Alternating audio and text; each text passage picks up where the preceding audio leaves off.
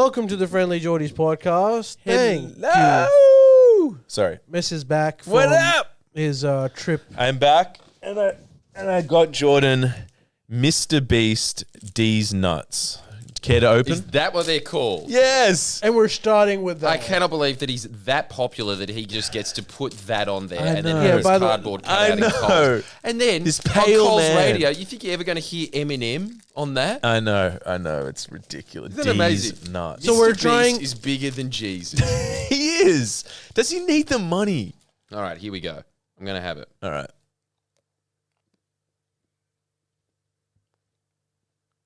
And it's remarkable. It's just racist pieces, isn't it? He took the words out of my mouth because my mouth is currently Dry. and at the same time sticky. How's that possible? Is that what it is? Oh my god! Yeah, he's ripped I it haven't off. said that though. Didn't have lunch, so I'm just going to finish. Hey, it. no, here, let me. Can I have a taste? Come on, just run down. I want a taste. This, by the way, is not from overseas. This is from fucking Sydney.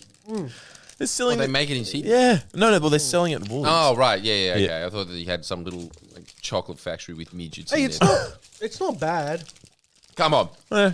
Mr. Beast. It's not good. Make either. that your ultimate video. Please make the Charlie and the Chocolate Factory thing and hire exclusively midgets that you paint red every day. You have the money. It'd be a good video.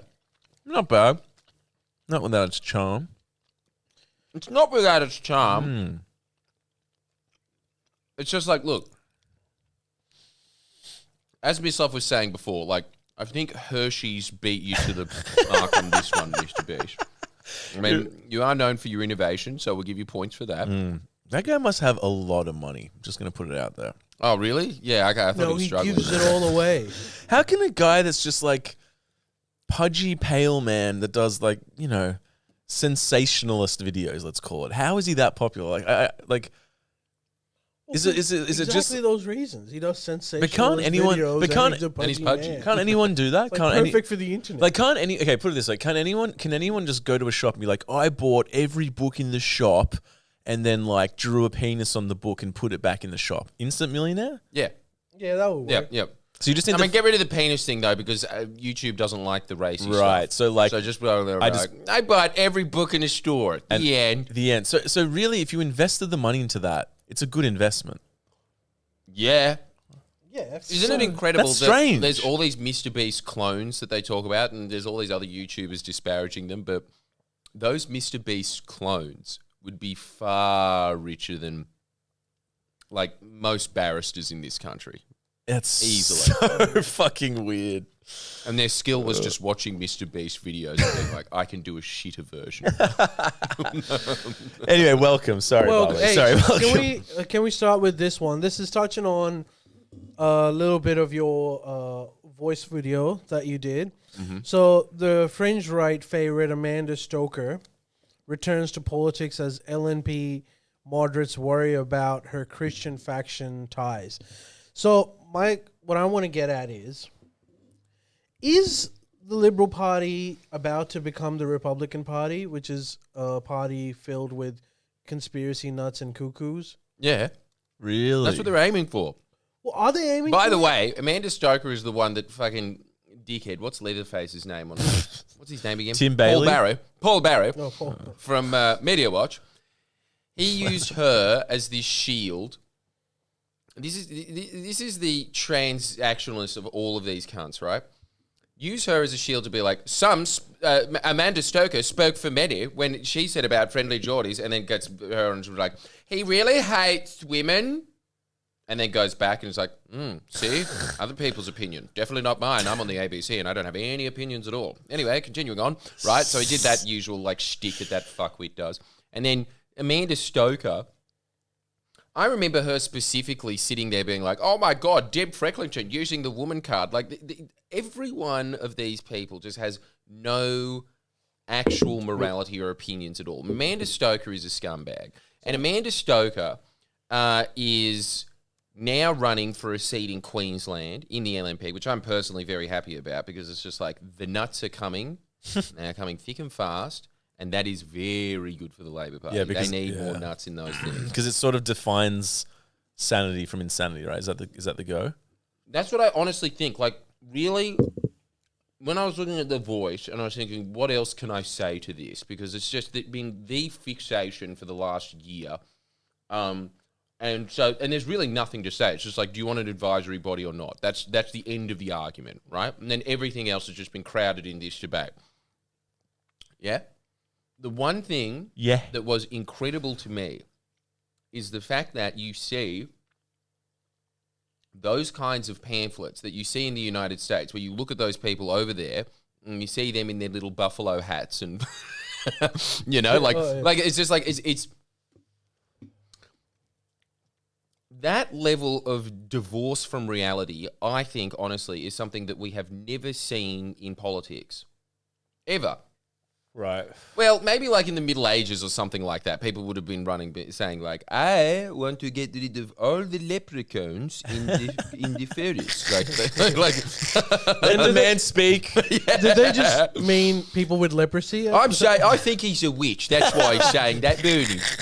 And also a fair argument. Yeah. And maybe they're right. Let's see if I am. No, I wasn't. Someone do something about those leprechauns. That's his last dying words. Dying wish. Dying wish. Please don't let it die. Why is Amanda Stoker someone who'd have that... thought somebody that hates leprechauns that much is unlucky? Why do the moderates in the Liberal Party are afraid of Amanda Stoker that much? I know because they don't care. It's just it's a look thing. It's a look thing to them. They don't really care. Do they think that if Amanda Stoker and people like her end up joining the Liberal Party, but by the way, they're not just part of the Liberal Party. They're winning pre-selections at like a rapid pace. So there's clearly a lot of the base has become nuts as well. Yes. So it's like that's exactly it. And at that point, like in the Republican Party, there was a purge after Trump, right? Where they're there. No. You can't get the rid purge of them. was of the moderates. Mitt Romney's got purged yes. out by the nuts. Yeah. And so you're saying that this is definitely happening with the Liberal Party as well now? Look, it's not at that stage that it is in the Republicans because, honestly, as well, because I just don't really pay that much attention to the Republicans, it really was just this overnight thing of like, Trump comes in, he's this mad celebrity and he's hilarious and everything. And then something like, we're talking about, Congress people and senators, people that no one knows. These are the people that you need to see what they think. And the phrases and sentences that these people say in Congress now is like... Really, it's crazy. It's just crazy. It's just insane divorce things. Like, shit. I remember that Miriam Taylor or whatever her name is or something, like when she was running for Senate, one of her platforms was purging the pedophile, like cabal or something like that, That lady. That lady. Oh, is that the blonde one? Yeah. Yeah, she's fucking intense. And the thing was, like, in the midterms, there was a bunch of them running for election. And then MSNBC was celebrating the fact that a lot of them got defeated. But a lot of them still got in. But here's my question about that. So America, you have to admit, is definitely more nuts than Australia as a general. Yeah. Right? It's got to be. So do you think the nuts will be able to take over power? Because in America, they clearly can. Yeah, but it's not... It's the same as what is happening with the Republicans there, that the moderates are getting swept out. What's going to happen in Australia, I think, and this is like a long-term thing, because it's like what somebody said about social media. I can't remember who it was, but they were saying it's like the world is doing this massive university sociological experiment with the internet and seeing how people respond where everything is just filmed all at once and things just go viral and can get spread anywhere at any time and there's no filtration of anything and seeing what happens. Yeah. We're only about 10 years into that experiment and the results already are, as you can talk about all the time on Jordan Shanks, it is startling. Like the Gen Z as a generation, no offense, but you're fucked. And I'm sorry about that, but it's not my fault. As in, like, they're doomed, or like they're fucked by, like, inherently, like they're fucked. Can it be birth? Yeah. There you go. Yeah, you know what's funny about reference. we used to be hopeful about Gen Z before. Yeah, because this is the whole thing. The internet opens you up to getting every perspective on Earth, and the thing is, I'm sorry, but it's just like a lot of people shouldn't have their perspective heard by anyone. Yeah, there's too much. And yet they have sway and power, and they're moving into political parties, and they're becoming a force. So this remains to be seen. Does the Liberal Party end up becoming like the Republicans? Probably not. But what will probably happen is that there will be factions within the Liberal Party that hold severe sway in a governing party. So this is the whole thing. These nutbags used to be relegated to the Greens and One Nation, and that was bad enough. There's just they could cause mayhem in the Senate and frequently do. But when you do that in a mainstream governing party and you have to placate to nuts about weather machines and nuts about pedophile elite vampires and did the moon landing happen? They need something to say back to their constituents to keep getting elected. They need some kind of win. You have to give them concessions. That's the unstartling thing about it. And what is more startling is, from the Liberal Party's perspective, I don't really see what else they can do except placate to the nuts. Because this is not a political problem. This is more a societal problem. It's just more of a population is getting nutty. Wait, so they can't just be like, who's the fucking opposition leader to Dutton? I think I'm so out of the fuck. The opposition leader to Dutton, Anthony Albanese. No, Dutton. No. But Dutton, like, surely he couldn't just be like, our grand, political scheme. Take it back to Howard politics, like in every single way. In fact, talk about Howard politics. It would Just be pretend it's better if it 1996. They couldn't just do that. It'd be better if they said Howard politics. I think they're trying to get to like some other crazy kind of shit. But why? I think because do they have to do that? Do they have has changed? That's Right. why. Because just people like what I was saying in the video, they're not getting the teal seats back. They're not getting the teal seats back. Those cuck seats and like just highly educated cucks, right? Like they are not liberal voters in the modern age. They're just not. But surely there are your Howard-esque voters. Huh? Surely there are your like 90s conservative contingency of voters. Surely. Howard was like a nice mediator for those kind of people. Like they respected him. He had that kind of statesman gravity towards him that is severely lacking in the modern Liberal Party. In fact, you would have to say that Dutton is probably one of the better ones of giving off that thing. But the thing is, Dutton needs to make calculations. He needs to realise, and he knows, you're not getting back those hoity-toity seats. They've become their own fiefdoms. Hoity-toity. That's the technical Is that also term. why One Nation's voting base is, I think, shrinking? Is it? Yeah, because I think One Nation isn't doing that. Maybe it is because there's like a bit of a leadership civil war between Pauline Hanson and the other guy. Who's the other guy who is like now has left One Nation? Mark Latham, yeah. Did he? Yeah. So I think maybe it's because of the leadership struggle, or maybe it's because some of the people have just moved into the Liberal Party now. See, that's what I'm thinking. I'm thinking that they have opened the Pandora's box.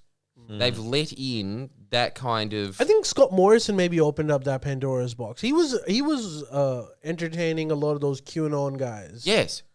He started it. But really? This is what I'm saying, Ali. This is what's very troubling about this, right? When Scott Morrison said it, it was a couple of phrases here and there. And everybody at the time was like, oh my God, it's all Trumpy. And I was like, yeah, okay, I guess, but whatever. What I got to say in retrospect now of what I was wrong about is the amount, the acceleration of it is rapid. Because this is all I'm saying, right? Like, the only thing that I find interesting about the referendum, really, is that it's being used as a dress rehearsal, specifically by the Greens and the Liberal Party. I honestly think that the Labor Party did just want to do it because they wanted to keep their commitments to the voice, right? But I really think that, like, as always, because they're opportunists, the Liberals and the Greens are using it as how are we going to appeal to these bases that are becoming more and more fringe. How are we going to keep them happy? Well, I guess because now they're in, like, from their point of view, they're in opposition. So right now they're trying to do anything to get back into power. So the way I think they might be thinking of it is that, well, right now we need a broad coalition. We need to get the moderates as well as the crazies, build up the opposition, eventually win the next election. And I think in their head, at least the moderate ones are thinking, well, then we'll brush aside the crazies. Yeah. But the problem is, whenever you're in that situation, the crazies end up brushing you aside. Yes. Because if you're going to rely on someone's support to get into power and then expect them not to inform your policies, then you're living in Disneyland, my friend. You're living in Disneyland. Like, this is the whole thing. Scott Morrison was making exactly the calculation that you were saying in his head. That's exactly what he was doing with his references to end of bad globalism and ritualized abuse. He was saying, I can just throw them a little bit of red meat here and there. The problem is that they're not going to be satiated with that meat for long. They're going to want more. And they can go somewhere else. That And sweet very beef frequently jerky will. kind And the of thing meat. is, they are people with a vote. Well, as long So as they're someone is going to entertain that vote. as long as they're going somewhere else, I think the Labour Party would probably be okay with it. The more dangerous tactic is, no, we're staying here. You're going somewhere else. What do you mean? Take over the party, like the Republicans. Yes, that's what I'm saying. Like, that is going to start happening. I mean, Amanda Stoker is just another example of this. Just another one. Stoking Bridget the flames. McKenzie, the same thing. Like, the fact that she was just outed, just handing out pamphlets and, like, shirts and all this kind of stuff. Yeah, what was that about? Why is Bridget McKenzie openly no or yes? She's no, right? No, yeah, she's no. But the thing is that... But like again, my question is Bridget McKenzie, it's okay to like advocate for whatever your opinion is, but is she like fueling the disinformation campaign around the whole no ecosystem? Because there's a lot of fuck shit, which you even referred to in your video. Huh? Like, is she okay with the perpetuation of basically fake news to convince people to vote no? Yeah, that's what I'm saying. Well, like, that's the whole thing. The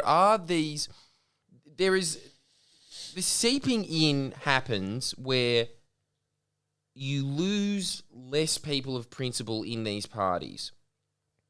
This is what the original faction that just came up out of nowhere that Scott Morrison had that got him to power. That faction was filled with people of no conviction, even for a liberal, you know? Like, Wets have convictions. Christians have convictions. Even the fucking people that just represent the mining council, they have convictions. Their convictions are representing the minerals council, right?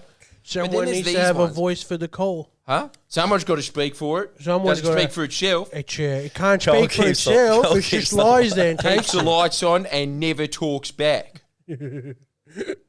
Unlike Bridget McKenzie. I've got one of those hats, Carl keeps the lights Fuck on. yeah. Well, why aren't you wearing it? That's because I'm not a patriot, I guess. Yeah, exactly. I'm a fancy Traitor. European, I've been over there being all fucking, I don't know, eating Look at him. I can't even recognize him. These socks. What the hell is this? The socks are uniform. He's wearing the same ones. Yeah, and also fila. It's just so European. Just these Shit. tennis socks. This sport's been taken over by the insane. It's a great game, all right? You're lucky I didn't come back with an English Brings the accent. Yeah? continent together. Oh, Can you okay, so- imagine if I came back and been like, guys, it's been so lovely, honestly. honestly. Just There's only it's been one so thing worse than good. when someone comes back from America and has an American accent. It's when someone comes back from Britain. That's been really nice. It's just been really nice, really good. All right, last You question. know why? Because the British accent is charming. The American one is. is just so brash that you're like, Yeah. well, like it does, it just invades. That's what the Yeah, Americans do. it's not But good. like the It's not British good. one, it's like, It's good. no, you're just trying out for the new Harry Potter TV show. Come on. Okay, so do you think this is good news for the Labour Party or bad news for Labour Well, Party? see, now, this is the whole thing. I think that we are now in a stage of politics that is like everything else. It is all coming down to the internet. Now, when I say that, I always have to make this proviso. I'm absolutely glad that your source of information choices isn't the 7:30 report and the project, right? Like, I'm so glad that Fuck, it's well, I'm opened up. stumped. That's great. What am I supposed How to am I watch? supposed to get my political information? Jordan Peterson or a synagogue. Anyway, But it's like, look, we are in the midst of having the experiment of everyone having access to information and going into any other rabbit hole that they wish, and then they are unreachable. You cannot reach these people. that's yeah, dude. That's one thing that I have actually. One of the best things about traveling, guys. Like I literally coming back, like I'm like. I think if you're just in your own bubble, whether it's it's your life too, you have to get out of your own life. But even like I just realized I was watching it irrelevant of the kind of media. Just I think it's better to be just uneducated, just don't watch shit on the internet and just take your advice from people that you sort of trust. It is, but that's a solution for an individual, not for a society. And this is a problem of society. Like not watched. Like I'm just like I'm not gonna. I don't need to watch Jordan Peterson on that podcast with that guy who's like, I just want to watch your family eat, man. I just love to watch your family eat, and I just love to watch that. The guy with the mullet, the rat guy, whatever his name is. No, yeah. Like I need to watch that. Like I started watching it and I was like, no, I don't need to watch that. Yeah, I don't know if that's going to be something on your bucket list. There's just so much that is not worth your time. Yeah. Most of it is not worth your time. Bill Burr interviewing Josh Homme was barely worth my time, you know? I like how it's still in the, like, absolute must. It is. But anyway, that's just how good is that? Like, yeah. Visiting Brighton, this place of like great memories of his early youth, not there, but the Josh Homme, Bill Burr conversation. I just didn't have time. But like, anyway, I just think maybe that is more like a personal thing, but it's hard to go up to like every single person on earth and be like, as a society, turn off the computer. If like as a society we decide to switch off, yeah, we're gonna go back into the fucking dark ages. We're at like a cusp of like this fourth industrial revolution. I don't know if we would though. I think if you just sort of like listen to your neighbor, I suppose if they're not. We used to do that when we like used to hunt or gather. Well, I'm going back. We did was listen to our neighbors. Look, trust the me. Mislav advice for the pod today is let's go back to hunter gatherer times. That's my two. It's better for your mind. Think about that. And then the mind progresses to, altruistic things. So, like... That's how it works. Yeah. I don't know. I'm saying this, though, like, if... Look, as I was saying in it, I think that the new political fault line will be the sane versus the insane. That is what it is looking like it'll be. The thing that really opened my eyes to this is these new polls came out where it showed that this is... Can you imagine... telling like Ben Chifley, right? Like, because the new demographic that has shifted right in Labor's position is people on $150,000 to $200,000 a year. So that's accountants and lawyers. Can you imagine telling Ben Chifley that your base is going to be people that work at KPMG and Martin and Martins? He'd have a heart attack quicker than he did. You know, like that is so out of the realm of who should be voting for the Labor Party. Yeah. Now, who's voting for the Labor Party is everyone from $50,000 to $200,000 a year. Who big indicator of where those bars are going to be and which place they're going to vote? Education, educated people with tertiary education.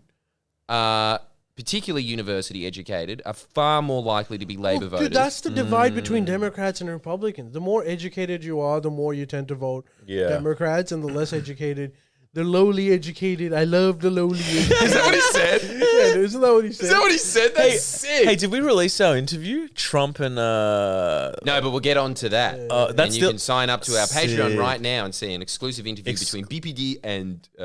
Donald Trump. Donald Trump. Yeah. That was Dude, speaking of Ben how we got Chifley them. having another heart attack, have you been to the Ben Chifley building food court in the city? Yeah. Who is this guy? It's just filled with corporates. Yes, it's like he's a war hero, basically.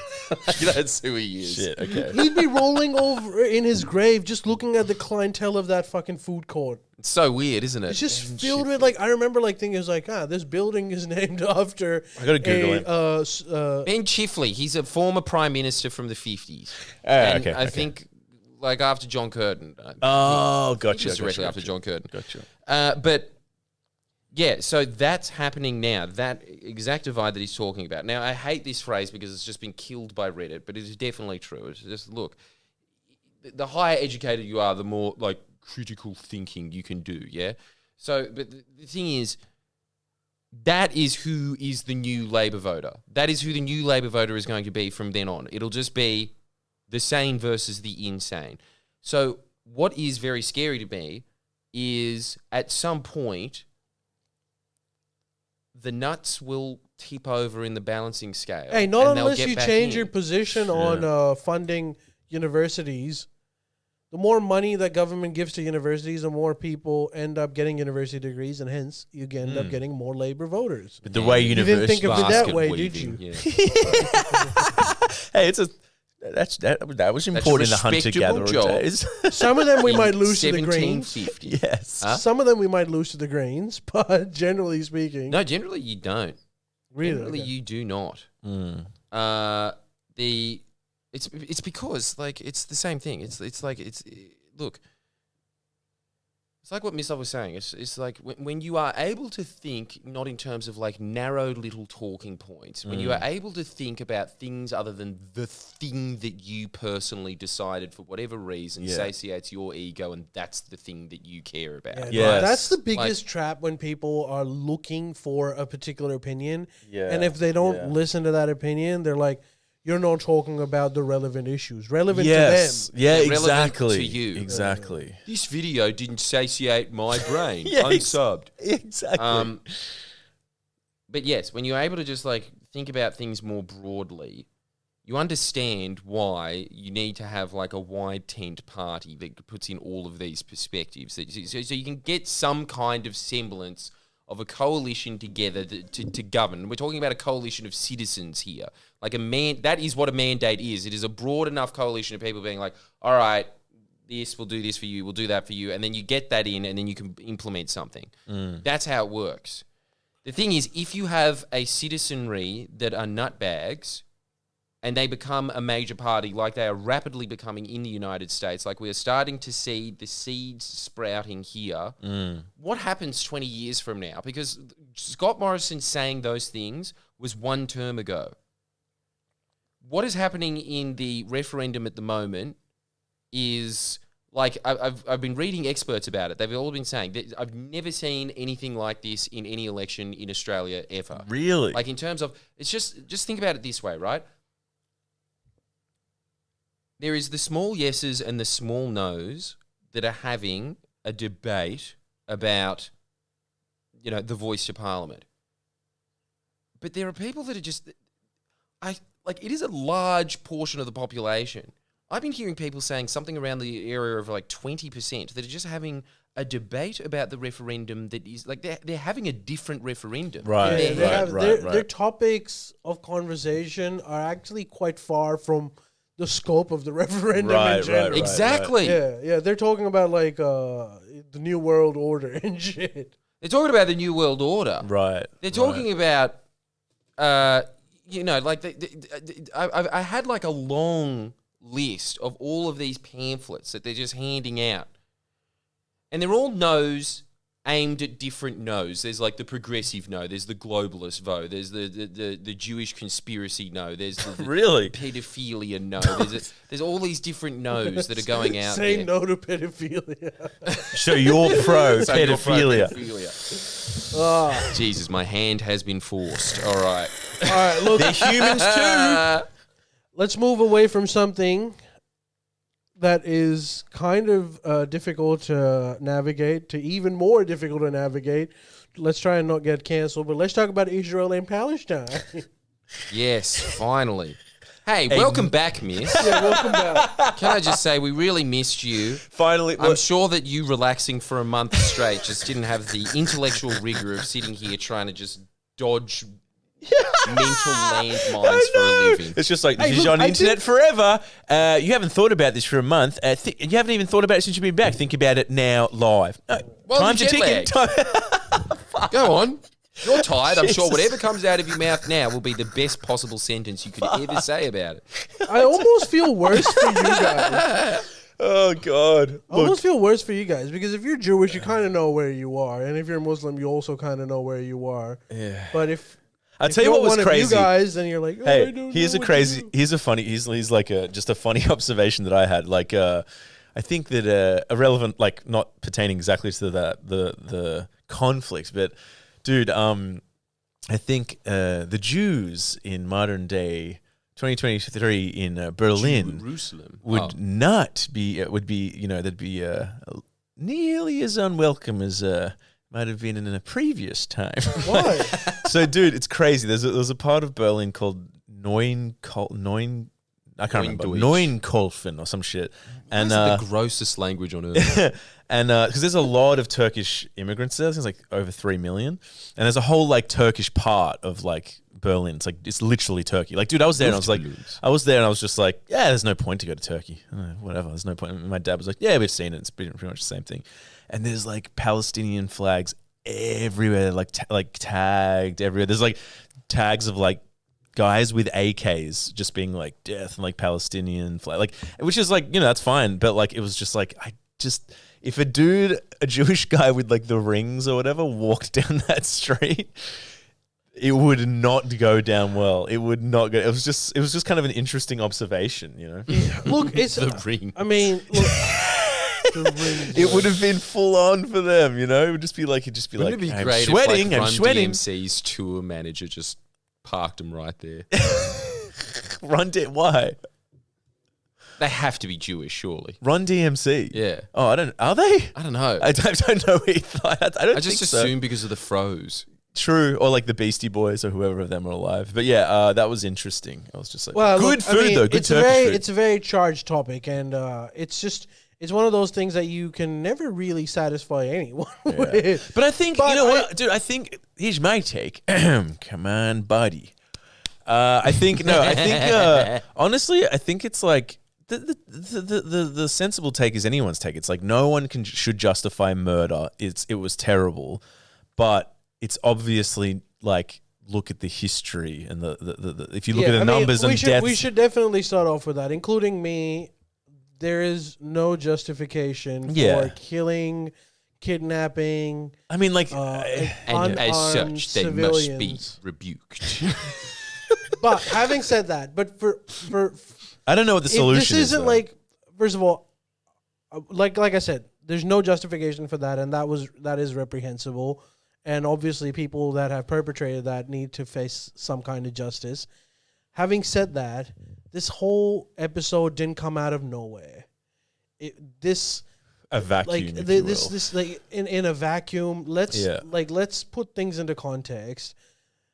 I'm gonna finally Gaza read Strip that book. Is the most densely populated prison in the world that is being barricaded with people with very, very little resources. What's it like in there? I'd like to see before the bombing. I mean, first of all, here's the thing. These bombings that are currently happening right now, and by the way, there's a blockade in Gaza, and they've stopped even water supply to come in there now. Whoa. So this is getting very, very intense. But the thing is, this has gotten to a point where this shit is not new for people living in Gaza. So my argument is, look, I'd be happy. First of all, I want to say this. The Palestinians need to settle on some kind of resolution.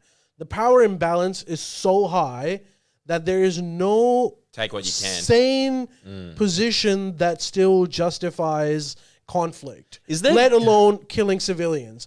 Which also shows you that they're weak because they can't really destroy Israeli military. Is Hamas the government? Yeah, so this is the other thing. Hamas is the government in the Gaza Strip, and the thing is, because do they have elections?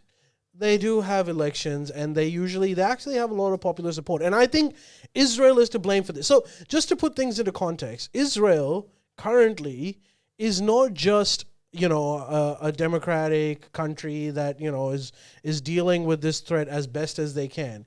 This has, in the last few years, has become this ultra right-wing nationalist government that has left no room for the Palestinians whatsoever. To the point where, if you push someone right to the edge and you give them no other out, then they're going to lash at you in a very, very unsavory way. It doesn't justify it. They shouldn't. And obviously you should try to minimize this in whatever way possible. But you should understand that you're cornering a big cat to the point where they have no other way to deal with the situation except to attack you. You need to give the Palestinians some kind of out. You can't just be like, they're the Netanyahu's boasting about, for every one Israeli that they kill, we kill 20. And this is this gets him elected. What the there's a level of humiliation that any community can be subjected to, at which point they do not care what the repercussions are. They're just going to attack you. So no Basic terrorism human is justified. psychology, Yeah, really. it's basic human psychology. Just be a bit smart about it. No denying that Israel is this extremely powerful military state that has all the technological goodies that can stop any kind of opposition.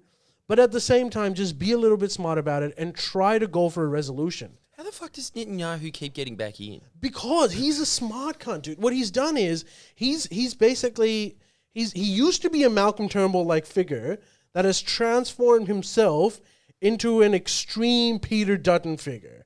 So he used to be someone that used to go for that moderate position. It's like, let's not focus too much on the crazies, but this extreme left-wing stuff is a bit crazy as well.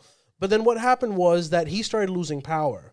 And he also has a lot of legitimate corruption cases against him, where there's a theory that if Benjamin Netanyahu was not in power, he'd probably be in jail right now. So what he's done, he's garnered support of this ostracized community of Israel, these extremely hard right Zionists, who Israel would always ignore. It was like, their version of Trump voters, who in the mainstream of politics would be ignored. But Benjamin Netanyahu, to protect himself and basically gets a boost to his popularity, has courted this faction. And this faction that used to be ostracized is now the mainstream. And they are very, very anti-Arab and Hang on, how are they the Palestinians. mainstream? Well, because they've now gotten into power. So now ministers of the government are people, like their Pauline Hansons are literally the ministers of government. Right? Yes. But okay, if they're getting into power, that means that the general population of Israel agrees with the crazies. Well, there's a bit of that electoral college thing going on. Like, even in Israel, before these attacks by Hamas, every week there'd be thousands of people protesting because this group of people in Israel by other Jewish Israelis.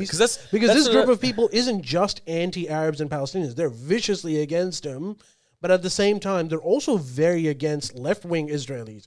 And their room is being squeezed out. So this is the context that this is happening in. So where thousands of Israelis are coming out every week to protest against these judicial reforms, essentially Benjamin Netanyahu's government was trying to tame the courts, where the courts aren't able to rule certain things as unjustified or illegal. And it's just the government that has complete control over this. And they're doing this so that they can expand into what the United Nations and the world community believes to be future Palestinian state, these settlements in the West Bank, and they're essentially taking over this. So they on one hand, this is the dilemma that the world faces. This extreme right-wing government, on one hand, has said that they're not going to go for a two-state solution. So there's no room in modern-day Israel that can be given to the Palestinians.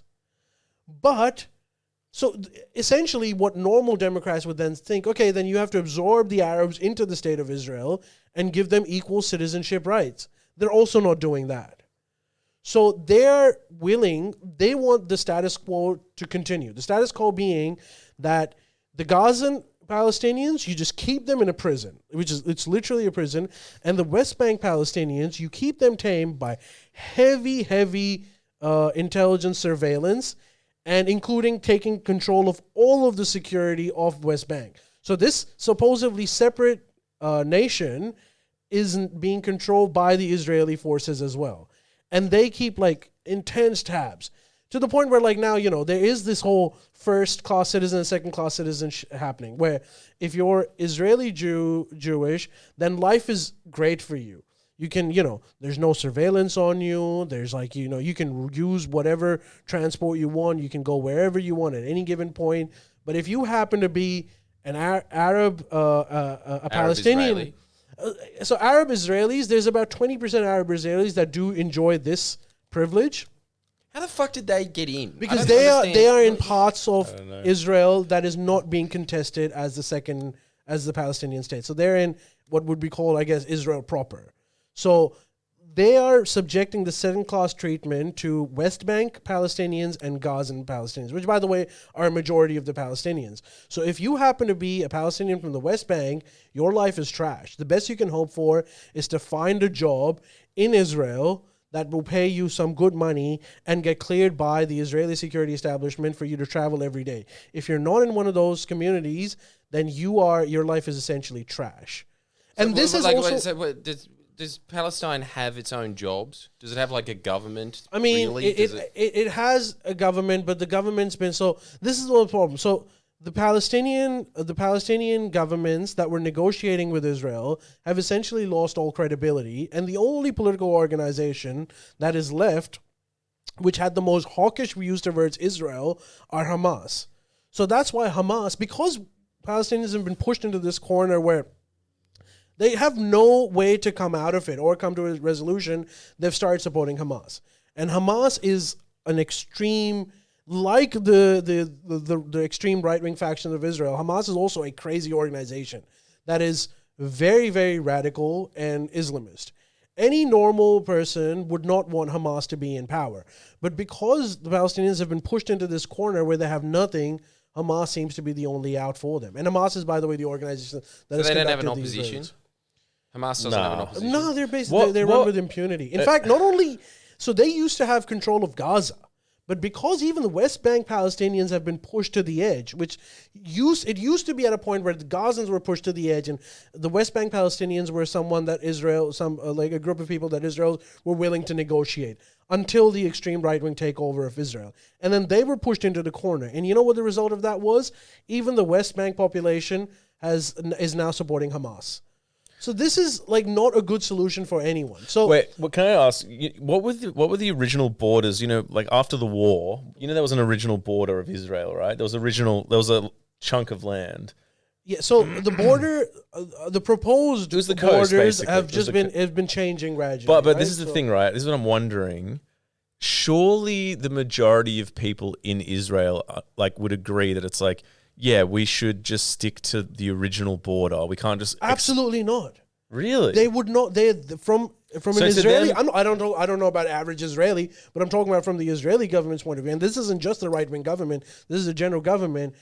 They don't want that. They absolutely do not want to go back to the border. So what you're saying is, you might be referring to the pre-1967 borders. You might be referring to the 1948 borders. 48, I think. Yeah. So they wouldn't. First of all, it's almost impossible because those areas that were supposed to be part of Palestine in 1948 are so heavily controlled by Israel that I think that solution is out of the window. So it's just been like a slow, gradual... We're talking about like a small proportion of that land that the United Nations, America, Australia have all agreed will become future Palestine is also being taken over by the Israelis. They've got nothing. And now, I suspect with this... So now Israel, they used to bomb the shit out of Gaza every time there'd be like some kind of rocket coming towards them. Now they're preparing for a ground offensive. So what I think they're about to enter into Gaza after they keep pounding them with fighter jets. And then once they get into it, then we're in for a long guerrilla war. But I hope that Israelis... I know that you are very upset with what's happened, and I understand that. They're calling it the 9/11 of Israel and everything. But once, you've done all the killing to satisfy yourself, once you've done all of that, please start thinking of a way forward for a resolution. There's got to be... Even the Arab states. Back in the day, Israel's biggest problem was that Arab countries like Egypt, Saudi Arabia, Turkey, Jordan, they were all supporting Palestinians. Iran. Now it's gotten to, Iran still is, but now it's gotten to a point where even these governments want to normalize relations with Israel, but they're asking Israel, like, you need to give us something to sell to our people. Right. Like, because the problem is the governments in the Arab world are looking to normalize relations with Israel, but the Muslim population, and by the way, not just in the Arab world, throughout the world, are still very sympathetic to the Palestinian cause. So there needs to be something for them to be, if you keep saying, because up until now, the Israeli position was, we'll give Palestinians nothing, do whatever the hell you want, we're going to bomb the shit out of you if you even try to do something. Yeah, and if that's your policy, then, expect one of these operations of Hamas to get successful. Again, I am not justifying this terrorist incident in any which way. Unarmed civilians getting killed, irrespective of what religion it is wrong. But let's not forget, that unarmed civilians get killed in Gaza all the time. Right. All the time. That's their normal reality. So it's just like, you've got to put things into perspective here. And like I said, once 9/11 happened, you knew that America was going to go crazy. And it's the ego revenge thing. But in hindsight, even American can recognize the war in Iraq, probably not the best idea. Even the war in Afghanistan, probably not the best idea. And there's nothing that will stop Israelis from, just unleashing fire and fury to an extent that they wouldn't have seen. But and look, keeping in mind, I know absolutely nothing about Israel and Palestine. Why doesn't Israel just take over Palestine? Why hasn't that happened yet? Well, they have. They've taken de facto control over Palestine. Huh? They've taken de facto control over all of Palestine. The only pocket that was left was the Gaza Strip, which I think after this will probably eventually be controlled by I thought. Israel. In fact, it might not be. They might have some sort of control over Gaza, but I think the guerrilla war in Gaza, even if the ground forces enter there, is just going to continue indefinitely because they won't give up. I don't know how to explain this to you. About 1.3 million. Is that all that's in Gaza? Yeah, because you've got to remember in the world. I thought it was the thing because there's about 4 million United Nations recognized Palestinians that live in the Arab world. These are the people that were driven out by the Israeli army when they fought the Arab-Israel War of '67. So there's about 4, and Israel also says, by the way, this is another issue. Israel, even though they drove them out, these people that want to come back to their homes, they haven't been allowed by Israel. Because Israel's point of view is, if they come, then our demographic imbalance gets fucked over. But so wait a second. That's what's like officially saying Labour Party deciding that everyone that supports Liberal, get the hell out of here. You can't come back because if you come back, then you're going to vote for the Liberal Party, and then we're going to lose elections. So what's officially Palestine? Because I thought it was the other way around. I thought it was just Gaza and West Bank are like Palestine Israeli, and the rest as a place doesn't really exist. It's Right. There's 2 parts of Palestine. There's the West Bank territories, That's all that's left. which are in complete control of Israel. So What about all the land outside of Gaza and West Bank? All that shit. that's all Israel. I thought it was the other way around. No. Right. But what I've always wondered is Shit. I just don't understand why Israel even entertained the idea of Palestine ever. Because that seems But surely always strange to me legally, because- surely it's illegal. Yeah, but they just don't seem They to don't- care. Right. because the unified Arab countries supporting Palestine, and let's not forget Arab countries waged 2 wars against Israel over Palestine.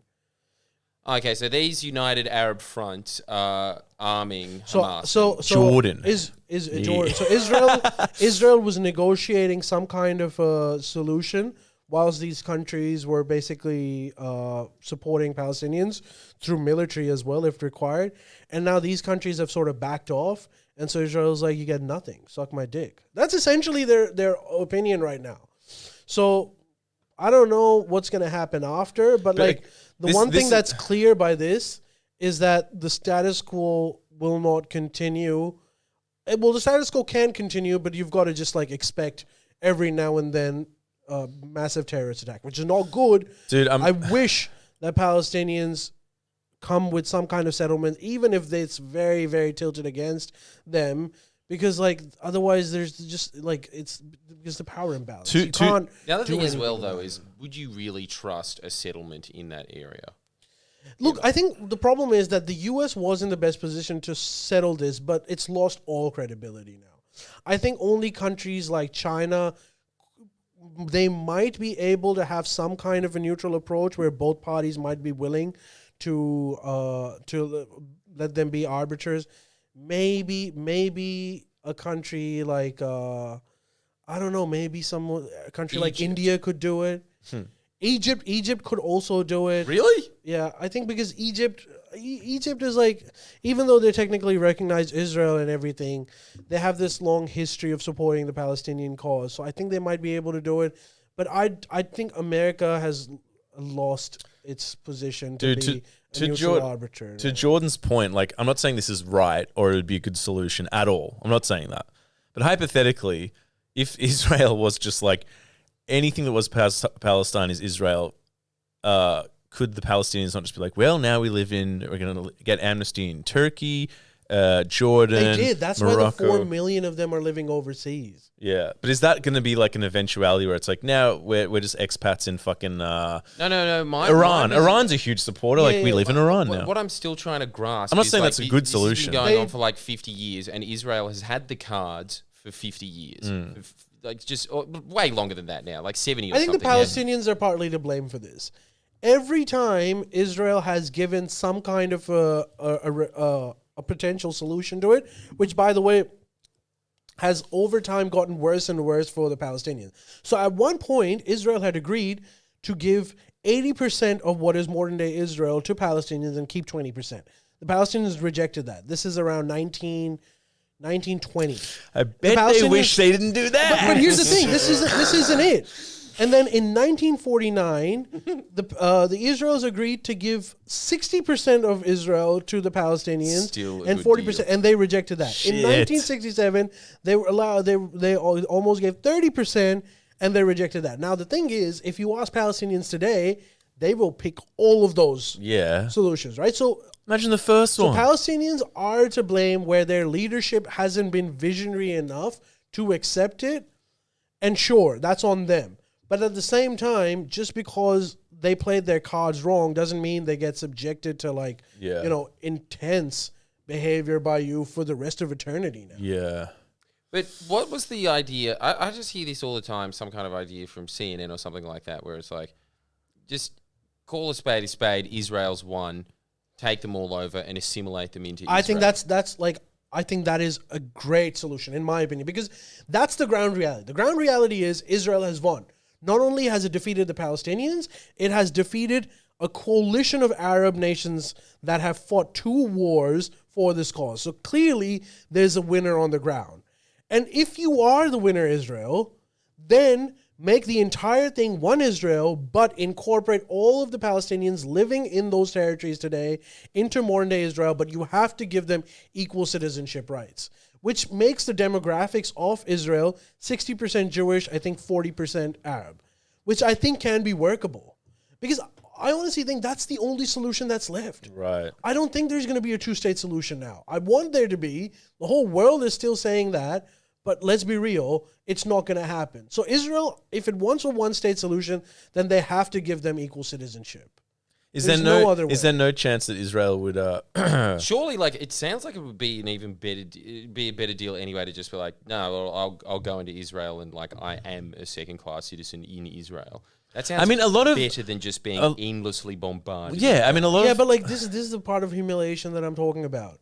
The Palestinians are not agreeing to that. They're not going to be second-class citizens. But in Israel, there are a lot of Palestinians that live well, right? Yeah. There's about 20% of modern like Israel outside of the West Bank and Gaza are Arab Israelis. And look, if you ask them, honestly, like where their support lies, they're still going to say Palestine. But it's also the But they do enjoy the equal citizenship rights that Israel offers, and I think that's a good template. But it's like what you said. I have like, nothing against Israel for those people. Those 20% of Arabs are living normal Israeli rights. Do they make their voices heard in Parliament? Probably not. Yeah, they do, but like they can't because they're such a small number. So It's it's 20% of the population. You'd imagine that you could get some representatives. I mean, and they do, but like when it comes to the other Palestinian territories, none of their demands. But it's also what you said. It's like you can't. It's like more the psychological aspect of like we have a right to exist. We have this is our homeland. Like it's like if New Zealand came over here and it's like you're all Kiwis now. We'd be like, yeah. Like there is that element of that where it's like, but like it's one thing to say you're all Kiwis, but it's another thing to say you're all Kiwis, but you're second-class Kiwi, where you can't use this road, you have to use this road, and also you can't come here. And even if you do, and every Palestinian at some point has had experience with Israeli military and the prison system. So these guys are already radicalized. They're living a radical fucking life. So they're going to end up doing stupid, barbaric shit like this. There's like restaurants and malls and shit in Gaza, right? Yeah, they are. But like, you can really tell the difference. They're still living in like, third world conditions. and it's a tiny pocket. And it's so densely populated because there's 1.3 million of them in this tiny place. So that's why they die so much. That's why every time Israel bombs Gaza, there's like at least 10 people that are going to get hit because they're just everywhere over there. Hard question. Was it the best idea? The whatever, the Axis or whatever after World War II decided to create Israel. Well, they didn't. They allied it. The British did. That's what I meant. The Allies, not the Axis. The Allies. Yeah, look, I mean, I think there was a lot of guilt from the Holocaust as well that contributed to it. Like New York's not bad. That's all I'm saying. I don't know. It's wars. How many people are in Israel?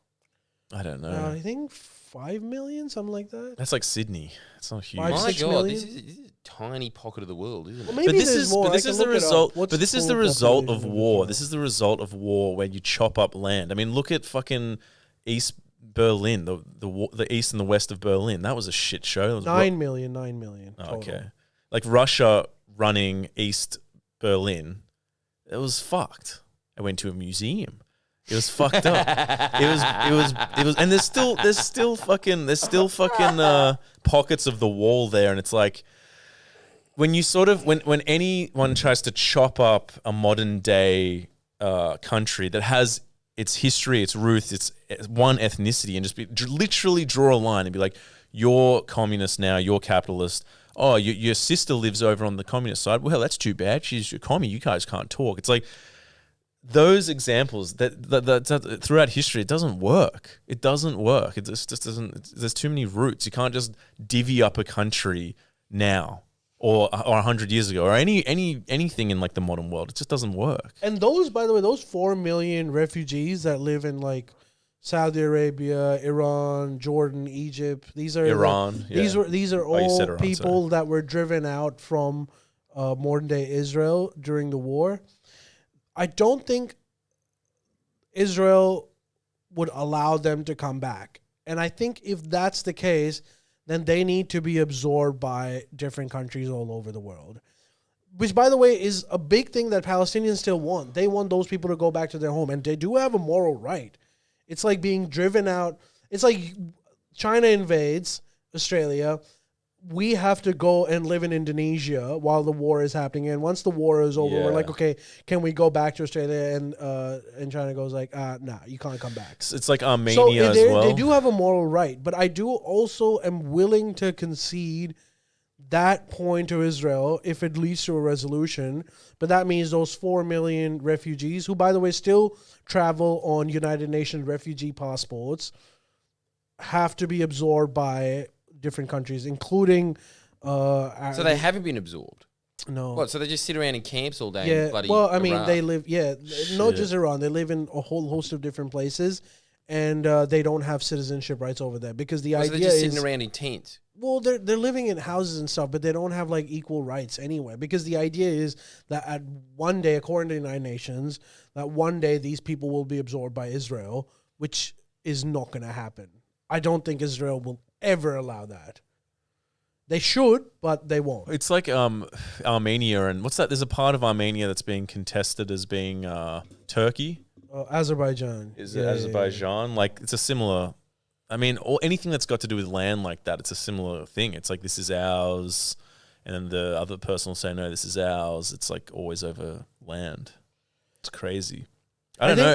I think what could happen is, and I think this would be good for Israel, that once this war hysteria settles down, I think Israelis need to kick Benjamin Netanyahu and the current government out. Because they're part of the reason for so long. I didn't even know he was still in. He's a master politician. He is one of the most talented politicians, but also pretty evil because he has no opinions of his own. He just follows what gets him into power. Why does he care? Because part of the reason is, I mean, look, there's different views to it. Some people might think that he's power hungry. He wants to be in power. Some people think that if he isn't in power, then he's going to be in jail because there's some serious corruption cases against him. Shit. Hell yeah. Dude, how crazy is this? Just to go back to the Berlin Wall, Stalin had these spikes, metal spikes over the wall. So even if you're like, I'm free, you go, yeah, and die, and they call it Stalin's lawn. So Stalin's lawn. So someone would die and they'd be like, yeah, he got taken by Literally Stalin. a man of steel. Yeah, he's like, he got taken by Stalin's lawn. Damn. It's so like inch spikes this big, and they didn't know. So like, I'm free. Chink. Yeah, and just bleed out. Really? Yeah. On the other side of West. On the other side of West. If there's Easterners trying to go back into... Did anyone try to defect into the East? No.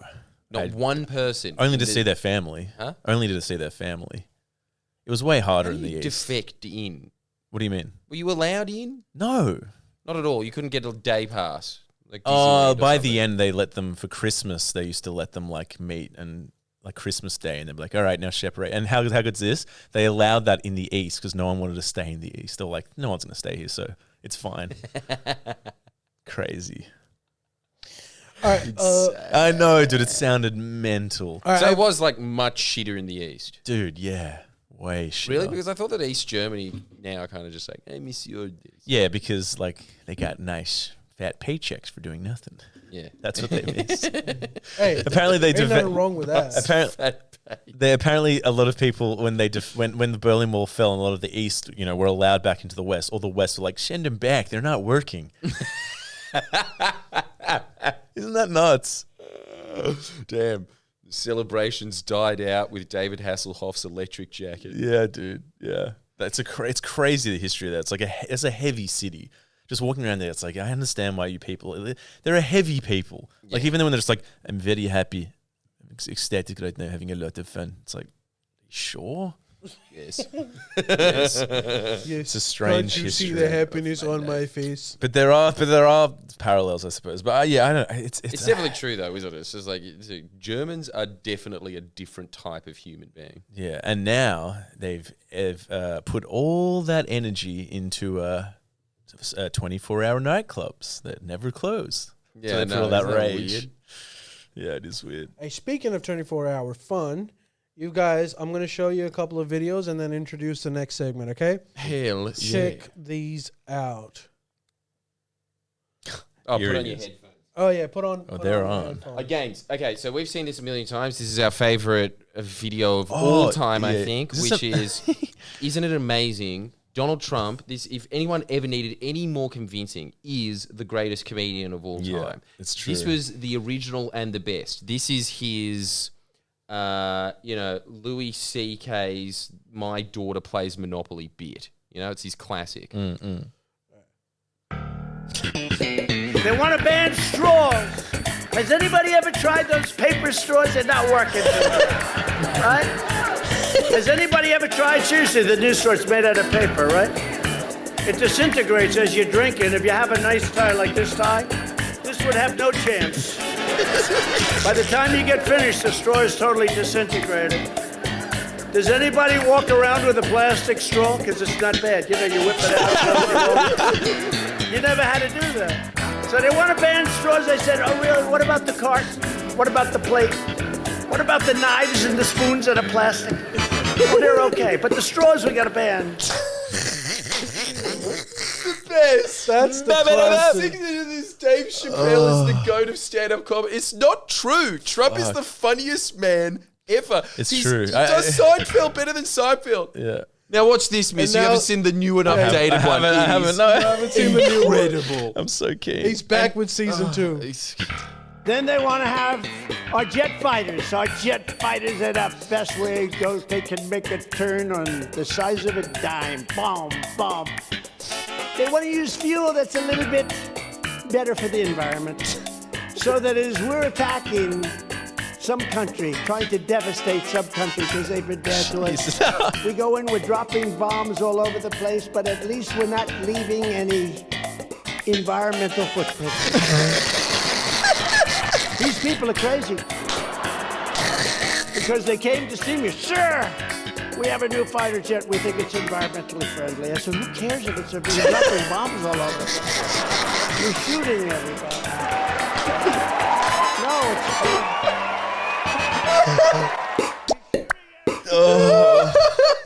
It's Seinfeld. Holy shit. So good. It's funny because it's true. It's funny because it's true. But you know, like, just as a side note, it's not true because I was telling this to Jordan. I was like, it's really funny. But at the same time, dude, most of the times the jet fighter flies is not to drop bombs. It's just doing maneuver exercises. Oh, shit. So it actually would help. It would But help. at the same time, it's not factual, but it's true. Now, dude, okay, so I was looking at... He is the funniest... Fractured take on modern society. So this I wanted to introduce it. First of all, that clip in itself will get him elected. But secondly, speaking of it's so polls, funny. there's no way any other Republican could beat him. Nah. No way! No one can beat that. No comedian can beat it. It's incredible. No politician and no comedian stands a chance. He's just the best. Because DeSantis' popularity has gone his nosedive. Really? To the point where he isn't even second in running. Nikki Haley is now the second most popular. And when I say second most popular, it's by it's a huge margin. Gap or something. It's insane. Shit. So, in all likelihood, Trump is going to become the Republican nominee again. Oh, shit. So now, if you look at the polls... I can't believe it. I can't believe he's back. He's back. You know, he's like the only... He's back. You know, he is back. You know, apparently, I think he's like the only... politician to run again after losing for like 200 years or something. Yeah. There was one other cunt that was like, I've been wrong. And he's up there. He's doing it. They're taking our country. They're doing their taking out. If you see what they're doing. I can't believe it. I can't believe he's back. He's running again. Here's the problem now. So if Trump becomes a Republican nominee... I don't even want to run. Like 200 years before someone was just like, nah, I'm giving it another go. I know. And how good's like, it's not about me. I don't even want to run. You see what they're doing in our country. It's not about me. So good. If you look at the opinion polls for general election, Trump v. Biden, it's neck and neck. Oh, shit. But if it's Trump v. anyone else in the Democratic Party... anyone else wins. You're kidding. Yeah. Yeah, but that's just because... So wait a sec. What's his name was right? Fucking old mate. Who's old mate? You know, the fucking... Oh, God, my brain. The slick back hair guy. Not Bill, but Bill Maher. Bill Maher, yeah. He was saying that. He was like, he's too old. You get someone else to win. So is But that that's just... And immediately some poll comes out and then everyone goes, ugh! right? So Just wants to depose the president. Okay. Like No, it's but what's bloody your, Big Brother wouldn't in you there. think someone like Gary, what's his name, the Newsom guy, Fusion. RoboCop villain? Love RoboCop villain. Love him. RoboCop villain. He's so good. Don't you think it's time for Joe Biden to voluntarily step aside and just like get some other young, fresh blood? I know it's a risk, but dude, I honestly think don't if know. I honestly Biden think v. that Trump, Gavin Newsom is like, you know, the great white hope of Really? the Democrats. I think Really? he's got it. Is he running? He's No. articulate as shit. Wait a sec. He's- Do Democrats even... They don't run. Unless they declare that Biden's not running, then it's just Biden, right? There's no... Nah, they can do primaries. It's stupid to do it. But the thing is, it's so dumb. And look, Gavin Newsom is doing a very good job of defending Joe Biden's legacy. Yeah, Far better you were job saying than that. Joe Biden. yeah, is. but like, okay, come back to the point. Don't you think Joe Biden should honestly step aside now? Because, dude, I don't think a Trump v. Biden is winning. I think Trump's going to win.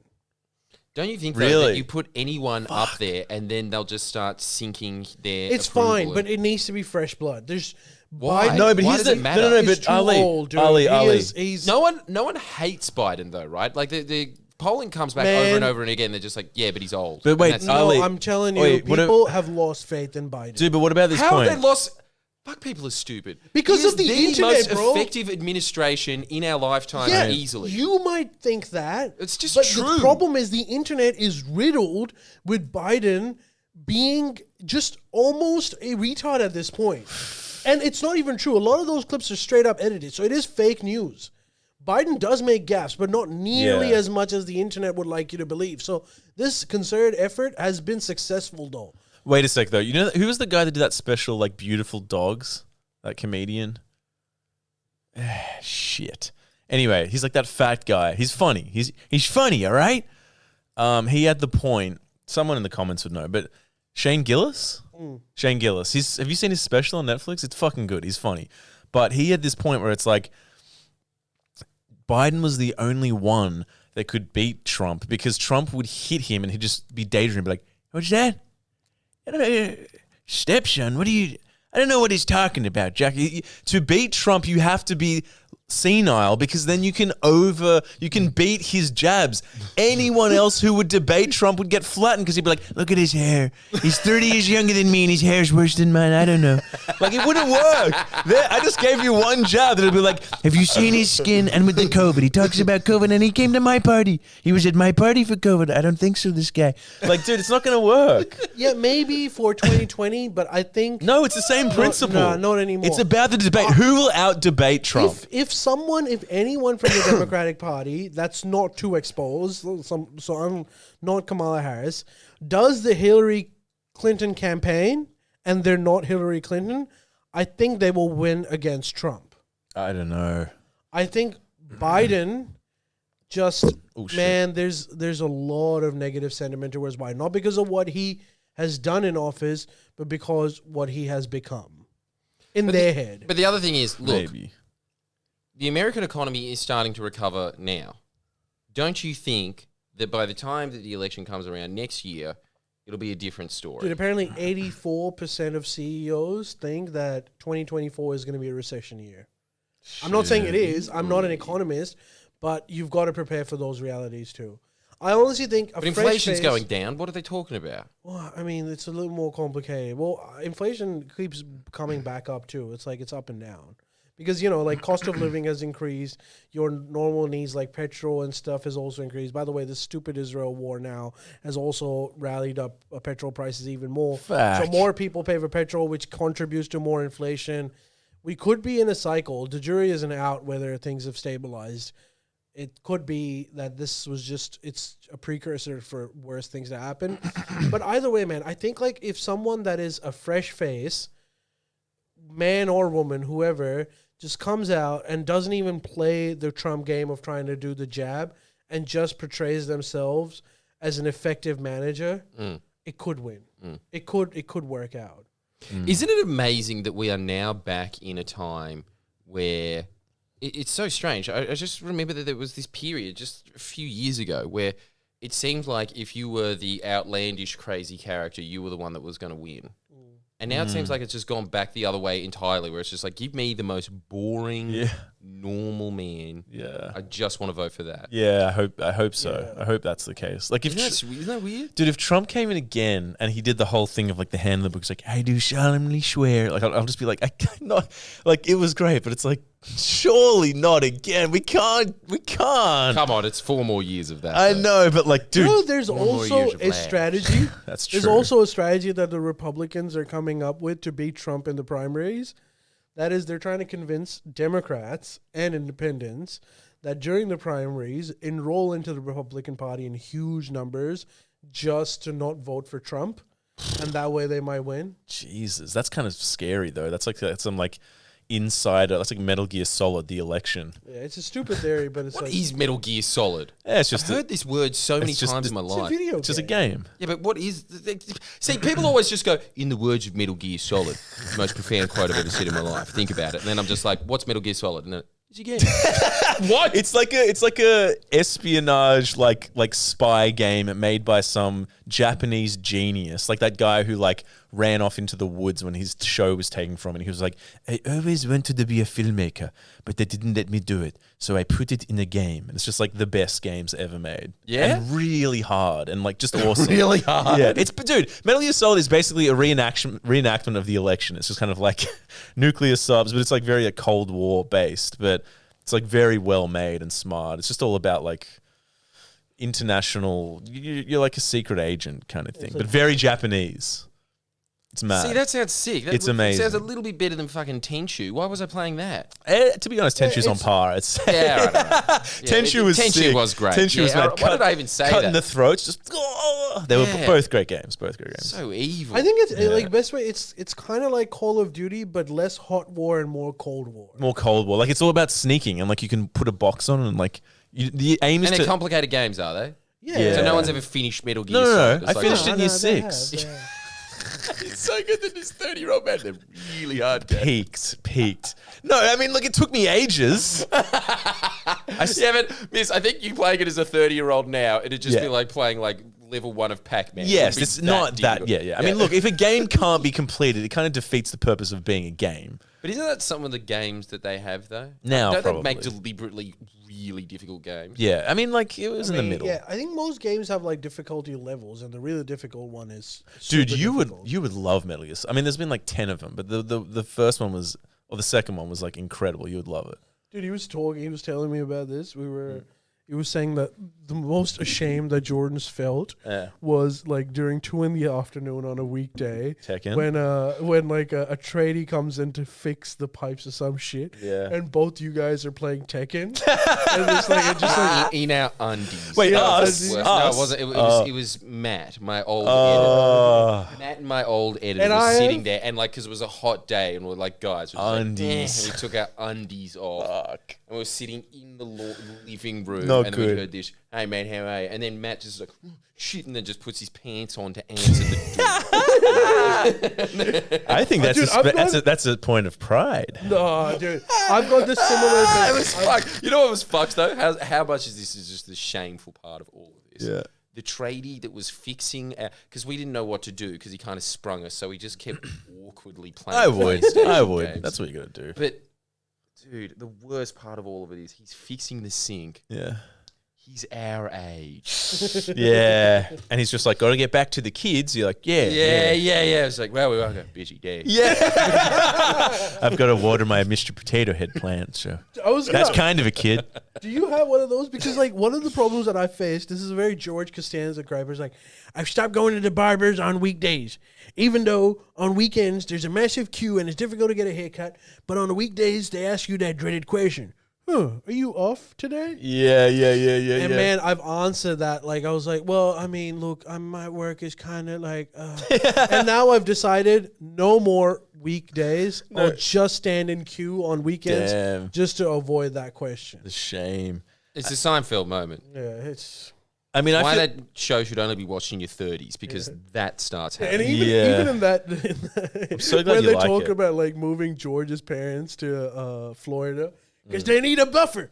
Dude, I have been in there. It's like, my parents are moving to Brisbane. I think I'm gonna get the buffer. I got the buffer. I got a whole state between me. the buffer. That show has literally become a doco of our lives. Finally, it only took like 10 years. Fuck, I've been here back in the most successful and loved show on earth. It hasn't been easy. All right, do you want to? We're at the end of this podcast. Do you want to share your overseas story about something? Oh, yeah, that one was pretty... Yeah, I should do the jelly deal. No, it was a jelly deal. Did you say take some other name, Jack, some shit? No, it was eel pie, wasn't Eel it? pies. But do you want the photos to put up or nah? I mean, it's a bit late, but Yeah, go on, fuck tell it. us the story. Oh, well, I mean, I was on a mission, basically, to get... I mean, look, let's be honest. It's pretty much why I went to England. I'm like, jelly deal. Can't be worse than the one we made. And sadly, that might not be the case. But I went in there, and it was called Golden Pie, and it was just like pies, eels, and I got a pie with the parsley liquor and mashed potato. And it was Do you have really any other options, or they're just like, you want an eel pie without the liquor? well, you Get can. out Well, you of can. all of England. No, that's right. Off to Belfast with you. So like, basically, it was like a pie. Which is just like our pie, like mince pies. But to be honest, theirs are kind of shitter. But it was actually the guy. It was interesting. The guy was like Lebanese, but had been there for 30 years and had this weird amalgam accent. But he did have a giant Union Jack in the corner of the thing. And basically, he was just like, so you can do pie, you can do chicken pie, mash, you can do parsley liquor, or you can do normal gravy. And I was like, give me the parsley liquor with the pie and the mash. And he was just like, oh, Gravy's too normy for miss. well, he was just like, you're an Aussie. He was like, you're an Aussie, yeah. And I was there. He was like, can't Well, you believe. guessed it. Yeah, you could hear it. Everyone could fucking tell straight away. And he was just like, that's surprising. You all usually get tomato sauce. So Aussies go in there and be like, hold all that shit. Give me the pie and tomato sauce. Fuck yeah, How dude. funny is that? That's awesome. That's what they I do. love that. Potatoes. Yeah. This would be too ethnic for me. Yeah, exactly. That's what they do in Australia. And he's just like, you bloody weirdos with your ketchup. And I'm like, I thought that was hilarious, but I'm like, yeah, that's mad. actually really funny, and it makes me proud of Australia. Yeah, it kind of made me proud too. Is like, yeah, but anyway, so I go in there, but I'm like, no, I want the full experience. Give me the parsley liquor, which was like, all right, and I was like, give me the jellied eel, and he goes, are you sure? And I was like, yes, and he was like, well, he said something like, I think you should reconsider that. This is his own shop. I saw all the things that he had for sale in that shop. And it was exactly what he said. Yeah, it was just that- eel and pie, eel and liquor, eel and potato and pie. Spotted That's dick. all, yeah, spotted dick for dessert. That was it, spotted dick. Do you want a can of Coke? Go next door. Yeah, Like, that's all he had. All he had to sell was eels, and he was basically saying to himself, get out. Yeah. And then he afterwards was saying, this has been the hardest year of my life. I'm about to close. Really, I'm losing everything. But he was still it's like, I wonder why. I wonder why he's losing. Dude, I've never heard anyone say to a customer ever, I don't think that this product's for you. That's like business 101. It was so weird. He was just like, the customer is anyone. Yeah. He was literally like, oh, I wouldn't. It's like, this is your livelihood. But anyway, they make all the stuff there. Anyway, because of Brexit, he's like, I can't get my eels from Ireland anymore. I have to get them from fucking... No, Norway. Norway, yeah. I can't get them from Norway. I have to get them from Ireland, and they're more expensive. So he's like, he said, I literally run the eels at a loss. And I was like, why do you keep them on? He's like, I've got a couple of regulars that are in their like 70s that would kill me if I take them off. And I was like, okay. That's sweet and sad at the same time. Yeah, but also, yeah. like, It's just such a British eels. shop owner's mentality. I know, it's great. Can't look at mouth for Indians. Anyway, So I'm going out of business just to please. Yes. Just to please bitches. There was a lot of that, dude. A lot of people don't seem to be driven by money. I'm sure like the banking fucking financial district is, but like anyone else is just kind of like, nah, not letting Terry not have his eels. It was pretty cool. I'm like, yeah, respect. Keep in mind too, by the way, when I got to England, it was 30 degrees and muggy. Like in Brisbane, they would have been like, it's a bit much. I don't know what the fuck is going on. I was just sweating. It was like my mate was just like, it's 30. I was like, hey, all that cold's getting to her. Anyway, third beanie, gonna be sure. Got there, I didn't change from my shorts the whole fucking time. It was insane.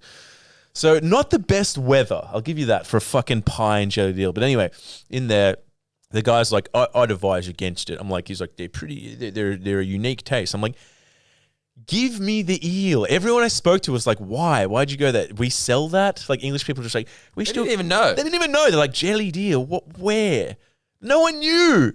They knew it was a thing. A lot of them didn't. They didn't even know that. No, and I made them go. I'm like, you're not a patriot, go. And they're just like, all right, I'll go. And like, they probably didn't. But so, and even the people I was with were just like, why are we doing this? But he gave me the jellied eel, and I was like, give me the eels and give me them in the parsley liquor. Mean? I still don't. I don't know. But I was like, give me the jellied eel and the parsley liquor. It was like £5 for each, which is like expensive. Food in England's actually quite cheap.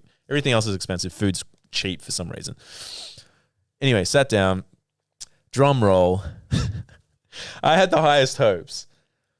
It was worse than the one we made. How is that even How is it possible? It was worse. It was. How? It was okay. It was colder, which made it. I don't know. It was just. There was more bones. It was like bony, and it was more. It tasted more like a dirty pond than our one. I don't get it. More. Well, I suppose it came out of Ireland's lake. Dirt. Exactly. Yeah, okay. It was more like a dirty pond, and like I was with two friends. One was humoring me and was like, "Yeah." I mean, we all just started laughing. So I'm like, these are fucked. She was kind of like enjoying it because I talked it up so much. My other friend refused to taste it. I gave her a piece with no bone, didn't even taste it. Anyway, the one in the parsley liquor was a bit better because that's just like gravy. The thing, kind of like what the thing we made. And they give you chili vinegar, which is also fucked. But that made it bearable. But dude, I had like 2 bites and I was like, I can't eat this. So I just polished off the pie and I was like, that's good liquor, good fucking, mashed potatoes. To be honest, the pies in Australia are better. I don't know why this is such a big deal here. Like I can kind of clearly tell it's mince. You know when you use mince and it's still kind of connected to the mince? It's like clumps of mince. Yeah. It was a bit like that. So I'm like, yep, the pies are shitter than Australia, so that's a bit fucked. But so all in all, it was fucked. But I loved the experience. And then I told him after, I was like, does anyone buy this? He was like, nah. I'm like, why do you keep it on? And he's just like, I've got a couple of regulars that'd kill me if I take it off. I'm like, when do they buy it? And I'm like, they come in and buy it, and they buy it in bulk for weddings and funerals. Jellied eel in a huge bulk, just a barrel of it. Yeah, they'll buy a barrel for a funeral. It's a weird. Far out. It's I really don't understand. To this day, I do not understand how they got to the point where they just thought, like, we're just going to put eel in jelly. It's so weird. And how they even knew what jelly was in the Middle Ages. I think what it was is you boil them, and there's the gelatin comes out of the bones naturally and becomes It's kind of like jelly. trotters or something. Yeah, it's like it's the most medieval food. It was they just pulled eels out and chopped it up and put it in boiling water. That's what it was. And it tastes like it. And it tastes like it. So, like, dude, I did my due diligence, but, dude, it was disappointing. Incredible Have that you it just seen tastes that- like pond. Pond, but more it so the- because of like Ireland. pond? Yeah, Is this the same jellied eel place that they showed on Munchies on Vice? they're all around England, and we just No, but that's closed. Oh, that place is yeah, closed. a lot of them are closing now because no one wants to eat that shit. But Well, they how do about just add other shit onto the menu? they do the pies and the spotted I dick. mean, more than But just that's- two things. You No, know? but that that's is what the it meal. was. But that's the Just whole add thing. a sausage roll or something. They should, but the whole thing's classic. The whole thing is like we did pies, we did eel. That's it. That's just and it's just like a tiny. Well, and then dude, maybe they deserve to be closed down. Dare I say dude, it? maybe. I mean, it's the harsh law of economics, but it's It still is. just one of these It's things sad. of like, Britain used to be something. I know. Really did. Used to be some fucked backwater. That, Dude, and how good's this piece of trivia? They used to make the stools where you eat really high because apparently back in the day, he told me this. Apparently back in the day, England had a lot of pirates, and pirates, like English pirates, would be fighting people off, and then the pirates would come into like the Thames and shit, or like England, whatever. It's huge, London, and they would land, and then they would like run in there to hide. And they'd be like, "Come on, boys, down you go." And then when the cops came in, they'd be like, "Oi, oi, oi!" They would hide. They would hide the fucking pirates, and then they would leave. And they'd be like, "Righto, give me some eels." They'd be like, "Good one, Johnson." And then he'd go pirating again.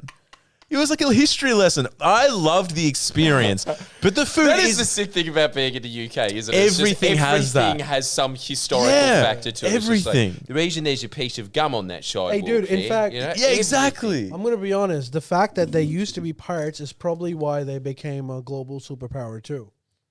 Because they used to just go steal shit from the Dutch Yeah, and stuff. yeah. Like, and if they were lucky, they'd find like a gold consignment going across the Atlantic. And then eventually, like, they kept fighting with them so much that they got better at sailing. That's and then they sick. eventually took over the world. That's sick. You know what else is an amazing point that Ali was telling? Because he's just reading this book about like the East India Trade Company. Yeah, it's called Anarchy. It's a really good book. Man. He loves it, and it sounds really. I would interesting love. as I'm well. really interested in that. I don't know the history. Like, dude, it happens in Europe. You go there, and it's just like the history. It's like people are still living it. They're all peasants and shit. Like, all right, mate. Like, it's funny. Yeah, There's just so much history. yeah, it's sick. You know what is an amazing thought though? But I cut you I off. couldn't get over this. Yeah.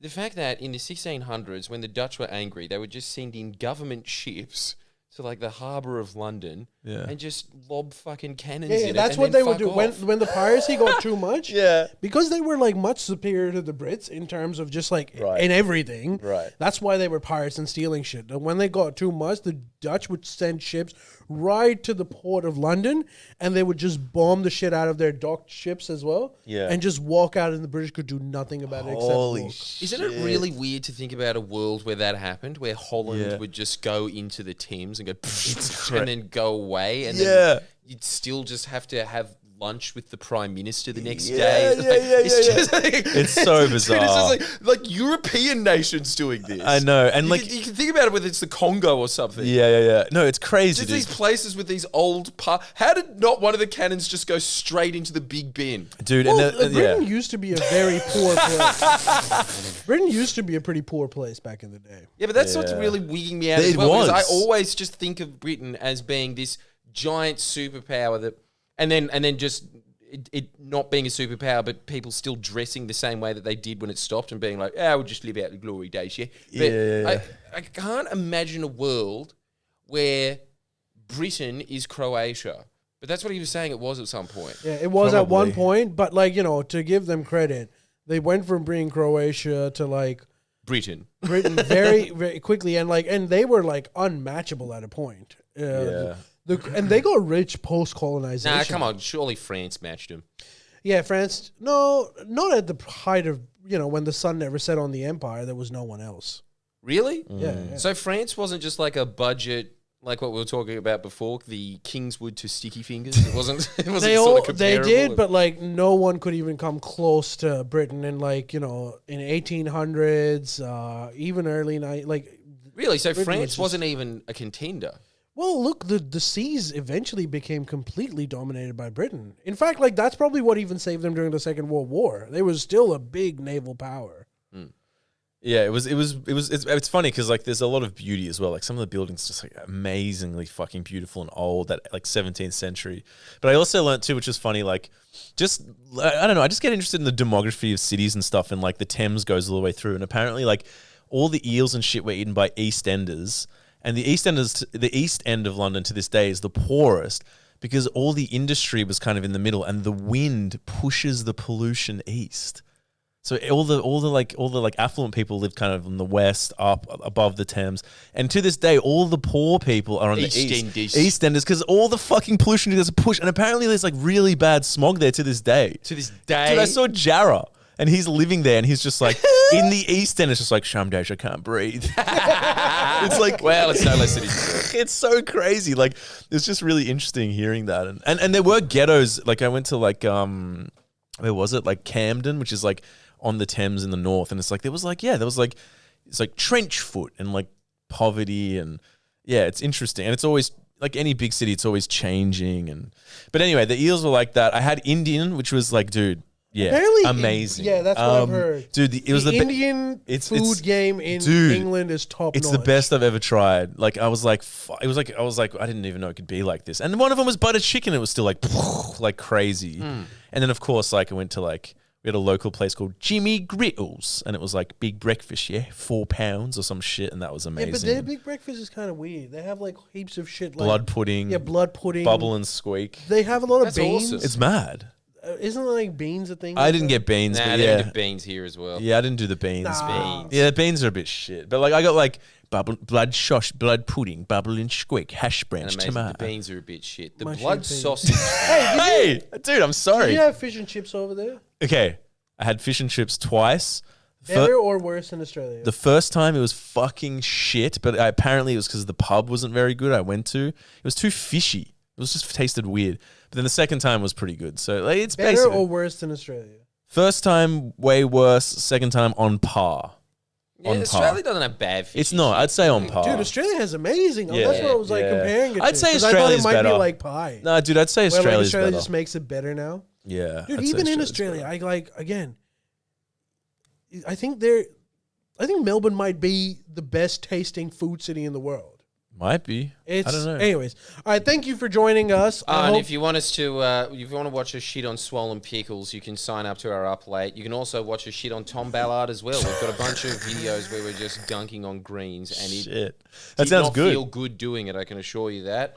But we are very proud of the end result because it is just it's the end. Like it's just like it felt like shitting out a kidney stone. It's like that kind of Is this feeling. just for the up late, is it? Yeah. yeah, Nice. upload exclusive. Right. So Okay. make sure you sign up to Patreon for that, and we'll see you guys next week. Bye.